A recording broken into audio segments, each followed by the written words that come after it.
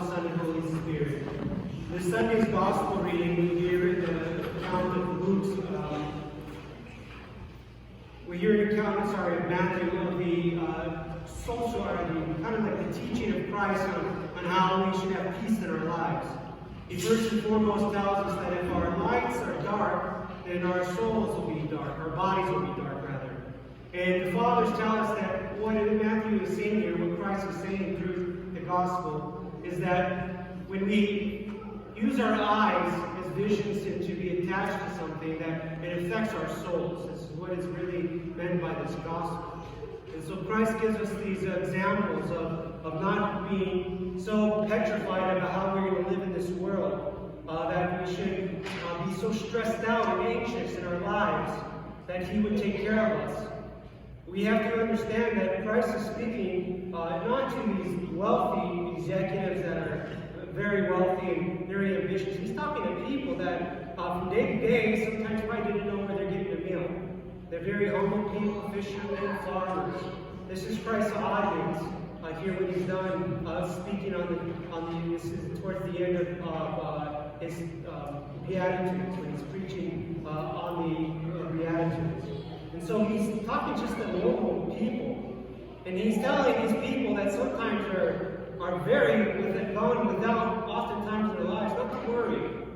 And we know that this is a big worry for a lot of us in this world, how we're going to take care of ourselves. But Christ is really, what He's asking us to do is to be content with what we have. First and foremost, this is the easy application of this gospel, to be content with what we have, and to rely more on Christ rather than ourselves when we are in need. If we look at some examples from the Old Testament of people that didn't rely on God, but rather on their own passions and their own wants, then we can see what is dangerous for us. We can look at back to the Old Testament of Esau and Jacob. Esau was very hungry and sold all his inheritance to his brother. Esau was the firstborn, and he was going to inherit everything from his father Abraham. And he gave it all up for a bowl of lentils, because he was so hungry. It was kind of a deception by his brother Jacob in a way, but it was a deception that was intended for God to teach us this lesson. He traded his whole inheritance so that he would not be hungry. He was famished, he was hungry, he was starving in a sense from a long day, and he gave it all up in a moment. If we look at another account of Sodom and Gomorrah with Lot and his family, as the angels in Christ comes down fire and brimstone upon Sodom and Gomorrah, He warns Lot to flee to the hills with his family. He gives them warning, because no one was going to be spared. And he said, just don't look back and you'll be turned to a pillar of salt. And so Lot runs with his family, but his wife turns back and is instantly turned to salt, a pillar of salt. It's the Old Testament. What does this have to do with today's gospel? When we get on the path of being Christians, brothers and sisters, when we accept our walk in this church, being baptized, and we commit our faith to Christ, we're not to look to the world, not to look back to the world, but look only to Christ and allowing Him to fulfill our needs in this world.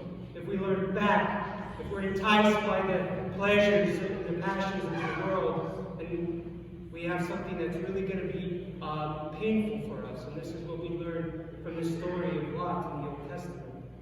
So, brothers and sisters, this gospel is kind of difficult for us today in today's society, especially in our Western world. Wherever around us we are tempted by materialism and the attraction of new and glorious things that come out. We're seeking wealth, oftentimes, is what makes power and happiness in this society, is what we're told. And so we are tempted to seek that so that we may have a comfortable life for our family and for us and for our next generation. In fact, this is instilled in us in our American way of life, no doubt. People came here looking for a better life, yes, we understand. And we have been blessed by having the opportunities to do so. But we have also been infected with this very violent virus of materialism. This is really the killer out there. Even our children are infected with it. My little daughter, Nina, she will watch TV, and every commercial, and she's enticed with the toy, with the gadget, and she comes and, Daddy, can you buy this? Daddy, can you buy this? So we have to realize that in every moment of our life, we have propaganda against us living the Christian path. But he's tempting us not to be content with what we have in this world, to look for always more and better. And we oftentimes find clever ways to convince ourselves that it's a good thing, because we can make our lives better for our children. We can give them more than what we have. We can make society better because we have these new inventions and we need to employ these things. But in the end, we're just caught into a trap. We're caught into a trap of wanting more. Oftentimes, we don't know when enough is enough. So, brothers and sisters, let us think about the Old Testament examples I laid out today. Let us think about the words of Christ that tells us that if our eyes are dark, that our souls are going to be dark. That we should look upon Christ and Christ alone and be content and happy to the best of our ability with what we have in this world.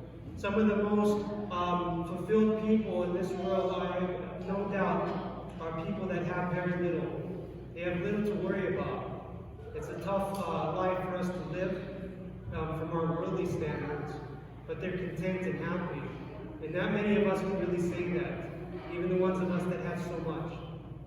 Wealth is not any antidote to our unhappiness and to feeling alone and dark and forgotten in this world. So let us be content, brothers and sisters. Let us rely on God for what we need. In the name of God, Father, Son, and Holy Spirit. Amen.